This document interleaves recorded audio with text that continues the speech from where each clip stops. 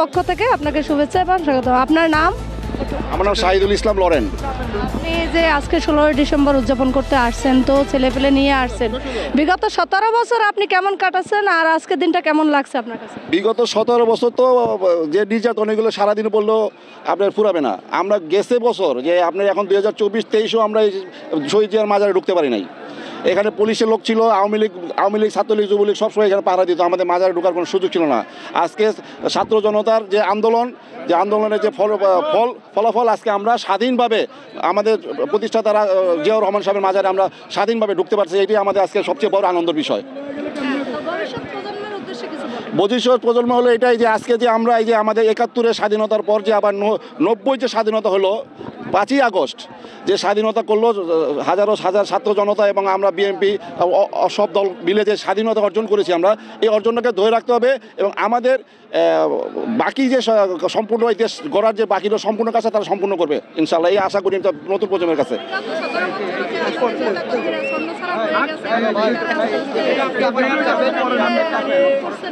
হ্যাঁ, বিগত দিনে যারা ছন্নছাড়া হয়ে আছে, হাজার মামলা, হাজার গুম হয়েছে, তাদের আত্মীয় স্বজন গুম নির্যাতন মামলা হামলার যে শিকার, সবাই আস্তে আস্তে যারা তাদের প্রজন্ম যারা আছে সবাই এখন বিএনপির ছাত্রদলে তারেক রহমানের নেতৃত্বে সবাই এখন একত্রবদ্ধ হইতেছে সারা বাংলাদেশ ইনশাল্লাহ। আমাদের আগামী স্বপ্নদ্রষ্টা এবং আমাদের রাজনৈতিক অভিভাবক দেশনেতা বেগম খালেদা জিয়ার সুযোগ্য সন্তান তারেক রহমানের যে স্লোগান চাঁদামুক্ত বাংলাদেশ আমরা গড়ব ইনশাল্লাহ। এবং আমাদের তারেক পরিষদের একটাই স্লোগান, তারেক রহমান নির্দেশ চাঁদামুক্ত বাংলাদেশ। এই চাঁদামুক্ত বাংলাদেশ গড়ার লক্ষ্যেই আমরা আমাদের নতুন প্রজন্ম যারা আছে এবং আমার প্রবীণ নেতা যারা সবাই একসাথে হয়ে সারা বাংলাদেশে তারেক পরিষদ কাজ করবে ইনশাল্লাহ তারেক রহমান নির্দেশে।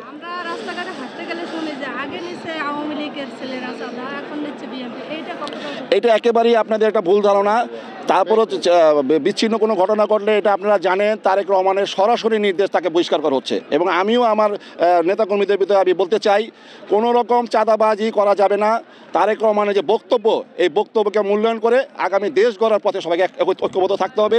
এবং আমি সবাইকে আপনাদের মাধ্যমে বলতে চাই, আমাদের বিএনপি সব নেতাকর্মীদেরকে, যে আপনারা সবাই অন্তত আমাদের যে রাজনৈতিক অভিভাবক আগামী স্বপ্নদ্রষ্টা যে আমাদের তারেক রহমান যে বক্তব্য দেয়, এই বক্তব্যটা একটু আপনারা শুনবেন, তাহলে আপনি ওই বক্তব্য অনুযায়ী যদি আপনারা চলেন অবশ্যই একটা আগামী আমাদের স্বনির্ভর সোনার বাংলা আমরা করতে পারবো ইনশাল্লাহ।